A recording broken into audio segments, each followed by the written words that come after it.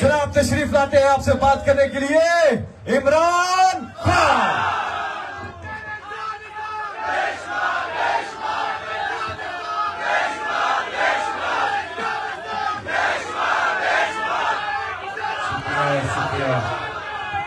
शुक्रिया। बिस्मिल्लाहिर्रहमानिर्रहीम। इय्याका नअबुदु व इय्याका नस्तईन। अल्लाह तेरी इबादत करते हैं और तेरे से मदद मांगते हैं। अच्छा, मैं सबसे पहले तो मुदस्सर फिर से आपके इंतजामात का मैं आपको खराज तहसीन पेश करता हूँ। जबरदस्त मुझे बताइए किधर से हैं, पहले मुझे बताइए। लाहौर।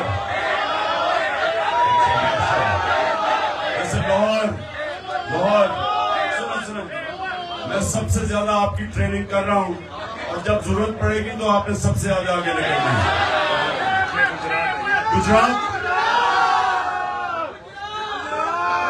गुजरात के जब आप यूरोप जाएं तो सबसे ज्यादा गुजरात के लोग यूरोप में मिलते हैं। बहुत तेज लोग हैं माशाल्लाह। आगे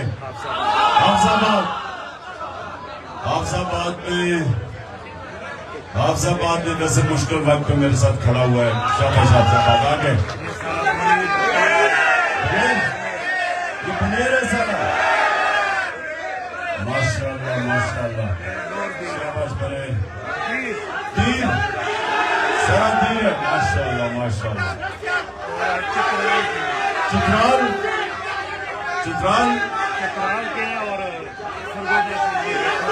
सरगोदा बखर का तो कोई भी नहीं नजर आ रहा। उधर चीचावती, एक आदमी हो तुम चीचावती से, एक आदमी नहीं, मैं कारकुन चाहिए मुझे। सुने, अच्छा जी, अबराम से खामोशी। तीन ही सिर्फ आए हो। अच्छा, खामोशी। कितना टाइम है रोजे को कितना टाइम है? 15 मिनट है। 13 मिनट में आपसे बात करूंगा। ये आपने बात जरूर सुननी है क्योंकि मैं अपने जिंदगी के तजर्बे से कि क्या मैंने सीखा, मेरा काम है आप जिस तरह मेरे बच्चे हैं आपको मैं वो सिखाऊं ताकि आपको आने वाले वक्त में फायदा हो, ताकि आप ऊपर जा सके। लेकिन सुनो मेरी बात, याद रखें कि अल्लाह ने इंसान को अशरफुल मखलूकात बनाया है, सबसे अजीम मखलूक। वो चाहे तो वो फरिश्तों से ऊपर चला जाता है और जब वो गिरता है तो वो जानवरों से भी नीचे चला जाता है। ये याद रखें, ये अल्लाह ने फरिश्तों को ये सलाहियत नहीं दी। फरिश्ते वो काम करते जो अल्लाह कहता है, वो अल्लाह के खिलाफ कोई काम नहीं कर सकते। इंसान, उसको अल्लाह ने मौका दिया है कि तुम अगर अल्लाह के हुक्म पे चलोगे तो तुम आसमानों पे पहुंच जाओगे। लेकिन अगर उसके खिलाफ, क्योंकि आप नमाज में क्या मांगते हैं? आप दो रास्तों में से एक रास्ता मांगते हैं कि अल्लाह मुझे सीधे रास्ते पे लगा, उस रास्ते पे नहीं जो तबाही का रास्ता है। तो आपके सामने जिंदगी में दो रास्ते होंगे, गौर से समझे, एक अजमत का और एक तबाही का रास्ता। तो अल्लाह ने सारे अपने पैगंबर दुनिया में भेजे थे आपको उस रास्ते पे लगाने के लिए जो आपकी अजमत का रास्ता है, जिसमें एक छोटा सा इंसान बड़ा इंसान बन जाता है, जिसमें जिस तरह मालूम मौलाना रूमी कहता है कि जब मैं तुम्हें पर दी है तो क्यों चूटियों की तरह रींग रहे हो? ये तुम्हारे हाथ में, इंसानों के हाथ में है कि वो किधर पहुंच सकते हैं। कौमों के हाथ में है कि कौम एक अजीम भी बन सकती है और बेकारियों की तरह दुनिया में वो आपका प्राइम मिनिस्टर कहता है कि मैं मांगने तो नहीं आया लेकिन मैं मजबूर हूं। तो अपने आप को भी जलील करता है, कौम को भी जलील करवाता है। ये हमारे ऊपर है, ये आपके ऊपर है। नौजवानों, मेरे कारकुनों, ये आपके ऊपर है कि आप इस कौम को भी और अपने आप को उठा सकते हैं और तबाह भी कर सकते हैं, क्योंकि अल्लाह ने हमें दो रास्ते दिए हैं। जानवरों के पास दो रास्ते नहीं है, फरिश्तों के पास नहीं है, ये सिर्फ इंसानों को उसने दो रास्ते दिए हैं। हमें फैसला करने का उसने कहा कि तुम फैसला कर सकते हो, और फिर साथ उसने 5 वक्त की आपको नमाज इसलिए दी है कि मुसलसल अल्लाह से आप मांगे कि अल्लाह मुझे उस रास्ते पे लगा जिसको तूने नेमतें बख्शी हैं, जिसको तूने अजमत दी है, वो दूसरे रास्ते पे ना लगा। ये इसलिए कि आपके पास मौका है दो में से एक रास्ते पे जाने का। तो अब मेरी बात सुनो, मैंने अपने तजर्बे से आपको बता रहा हूं कि मैं दीनी आदमी नहीं था, मैं उस रास्ते पे हमेशा नहीं था। मेरी माँ, खास तौर पे मेरा बाप भी, लेकिन मेरी माँ सारा बचपन से मुझे कहती थी कि सोने से पहले कि अल्लाह से दुआ करो सीधे रास्ते पे लगाए। अब हम सुने मेरी बात, अब सुने अब मैं जैसे जैसे बड़ा हुआ तो हम फिल्में देखते थे, फिल्मों के अंदर हीरोज होते थे, हमारे स्पोर्ट्स स्टार होते थे, वो हमारे हीरोज होते थे।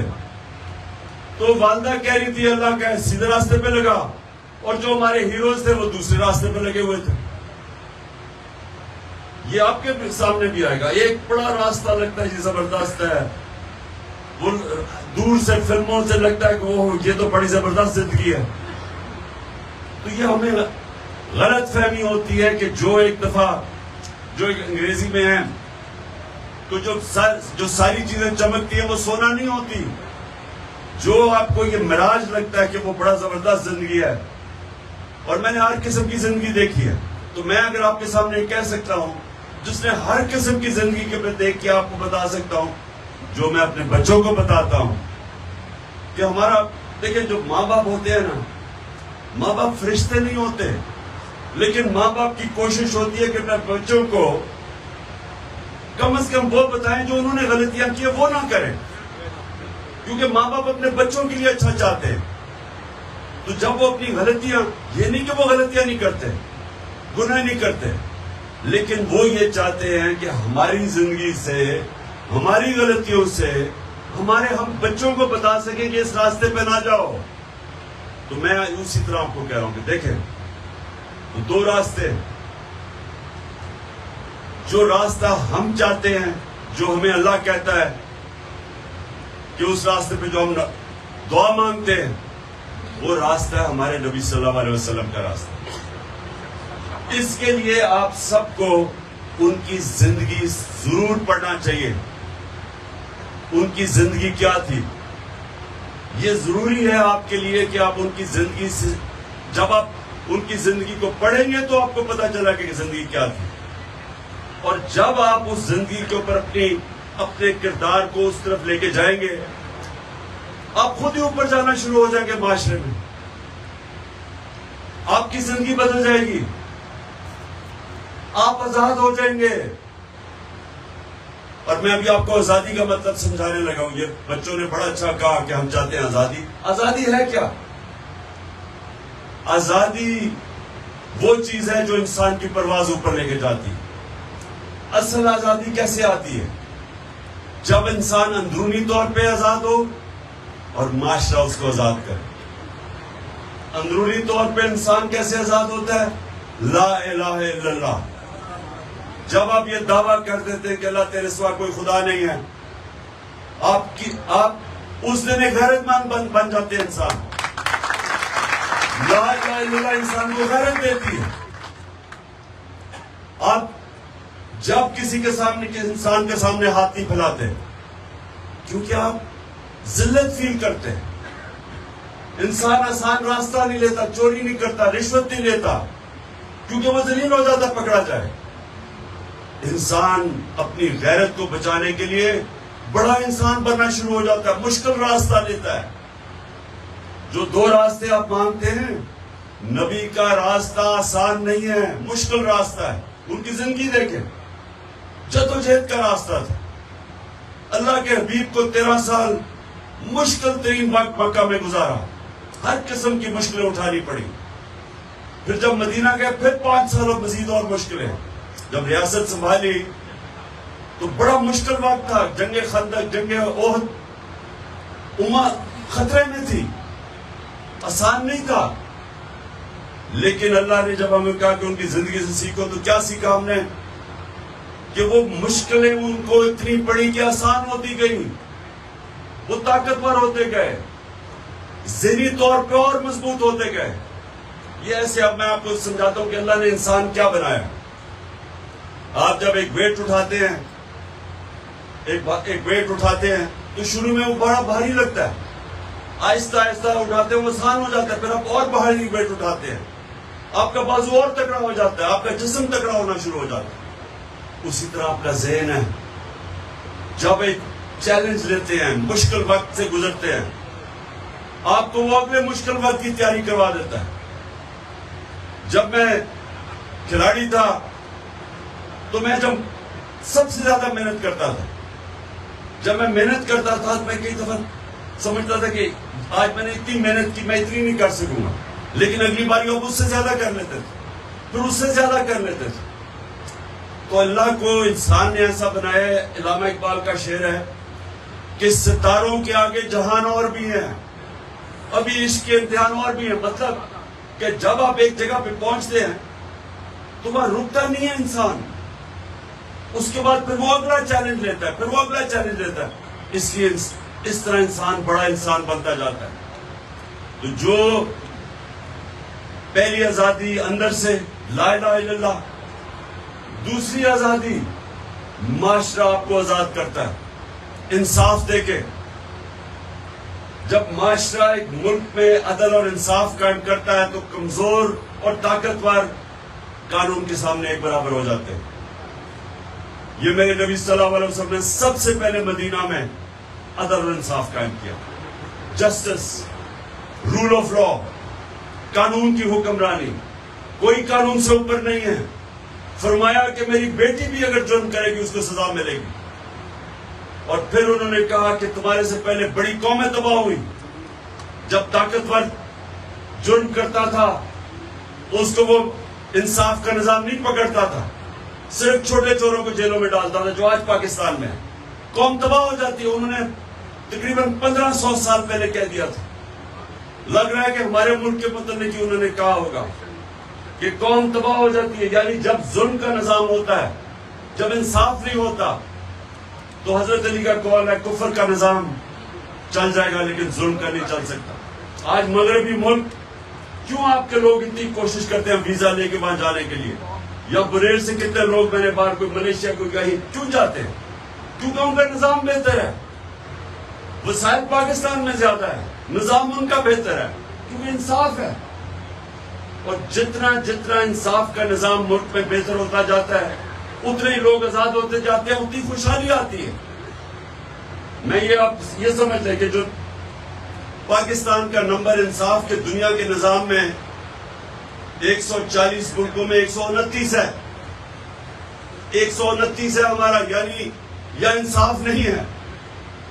और जो मगरबी ममालिक है, स्विट्जरलैंड है, डेनमार्क, स्विट्जरलैंड नंबर 1 पे है, नंबर 2 पे है, डेनमार्क नंबर 1 पे है, वो खुशहाली है वहां, क्योंकि इंसाफ है, खुशहाल है। तो हमारी जो जंग हो रही है ये माशरे के लिए, हकीकी आजादी के लिए, हम अपने मुल्क में इंसाफ की जंग लड़ रहे हैं ताकि खुशहाली आए, ताकि हमारे लोगों को बाहर नौकरियां ढूंढने ना जाना पड़े। कितना जुल्म होता है कि एक काम करने वाला अपने बच्चों को छोड़ देता है, अपनी बीवी को छोड़ता है, अपनी बेटियों को छोड़ता है, अपने माँ बाप को छोड़ता है, सालों तक वो चला जाता है। क्यों? क्योंकि हम अपने मुल्क में नौकरियां नहीं दे सकते। हम नौकरियां इसलिए नहीं देते कि हमारा निजाम गलत है। छोटे से ताकतवर तबके ने कब्जा किया हुआ पाकिस्तान को, चोरी वो करते हैं उनको एनआरओ मिल जाता है, मुल्कों पर डाका मारते हैं उनको पकड़ नहीं सकता, जिनको जेलों में डालना चाहिए पुलिस से उनको प्रोटोकॉल देनी होती है।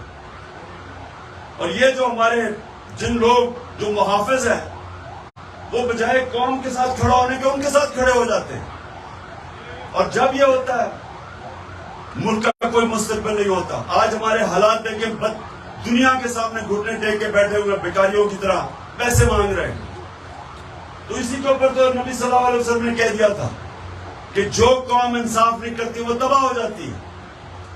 तो इसलिए आपकी जंग इंसाफ की है, और ये हकीकी इंसाफ की जो जंग है, ये याद रखें, इस पे पाकिस्तान का मुस्तकबिल है। या ये मुल्क खड़ा होगा, अजीम मुल्क बनेगा, नहीं तो तबाह हो जाएगा। क्योंकि मेरा नबी कह बैठे हैं कि जिस मुल्क में इंसाफ नहीं वो तबाह हो जाता है।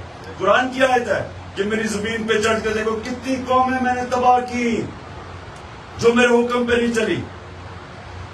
तो हमारा इस वक्त हकीकी आजादी दो एक कि हम जितना जितना अपने नबी सल्लल्लाहु अलैहि वसल्लम के उनके कदमों पे, उनके रास्ते पे, उनकी शरीयत पे चलेंगे, उनकी सुन्नत पे चलेंगे, हम अंदरूनी तौर पे आजाद होते जाएंगे। मैं इमरान खान में कोई इतनी ज्यादा सलाहियतें नहीं थी, लेकिन मैं एक आजाद इंसान था हमेशा। मैं कभी किसी के सामने नहीं झुका। मैं हमेशा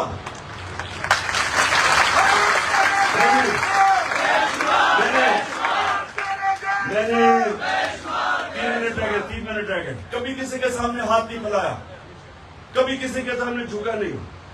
और क्योंकि नहीं झुका तो मैं और अपने पैर पे जितना खड़ा और राय हक पे जितना खड़ा हुआ और मुकाबला किया, और अल्लाह ने ताकत दे दी। आप भी सब, आप में सब में ये सलाहियतें हैं, लेकिन कभी शॉर्टकट ना लेना, कभी पैसे के गुलाम ना बनना, पैसे को इस्तेमाल करना सीखना, कभी पैसे से इस्तेमाल ना होना।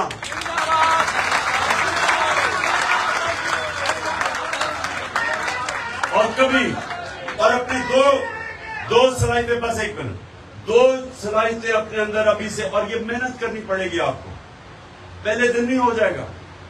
सादिक और अमीन, सच्चा और अमानतदार, इंसाफ करने वाला, ये 2 जो सलाहियतें हैं, ये मेरे नबी सल्लल्लाहु अलैहि वसल्लम ने नबूवत से पहले की थी। ये इंसान को इज्जत देती है माशरे में, ये इंसान को बड़ा इंसान बनाती है। तो आपने मेहनत करनी है। आसान रास्तों से झूठ बोल के निकल जाओ, सच पे खड़े हो गए, सच तुम्हें ताकत देगा। अमानतदार, कभी लोग आपकी इज्जत नहीं करेंगे जो सिफारिशी दोस्तों को, रिश्तेदारों के ऊपर। आपकी वाहिद पार्टी है, कोई इमरान का रिश्तेदार ऊपर नहीं है, बाकी तो या जरदारी खानदान है और या शरीफ खानदान है। अमानतदार नहीं है, अमानतदार नहीं है, इंसाफ नहीं कर सकते। और डीजल के भी बचे हैं, उसके भी डीजल के भी चुनिए डीजल आ गए, और उनकी सबसे बड़ी खासियत यह है कि माशाल्लाह हट्टे कट्टे हैं सारे। और तीसरा, अच्छा जल्दी से दुआ मेरे भी ऊपर से दुआ करनी है। रोजा खोल के 1 मिनट दुआ। मेरी जो अल्लाह से 4 दुआएं हैं, वो चार दुआ करनी है आपने। सबसे पहले कि अल्लाह, हाथ उठाओ, अल्लाह पाकिस्तान को हकीकी तौर पे आजाद कर। दूसरी कि अल्लाह हमारे मुल्क में, हमारे पाकिस्तान में कोई इंसान भूखा ना सोए। तीसरी कि अल्लाह बाहर से लोग पाकिस्तान में नौकरियां ढूंढने आए। और चौथी, जो इंसान को खुददारी और गैरत देता है, अल्लाह हमें ला इलाहा इल्लल्लाह हमारे दिलों में डाल दे।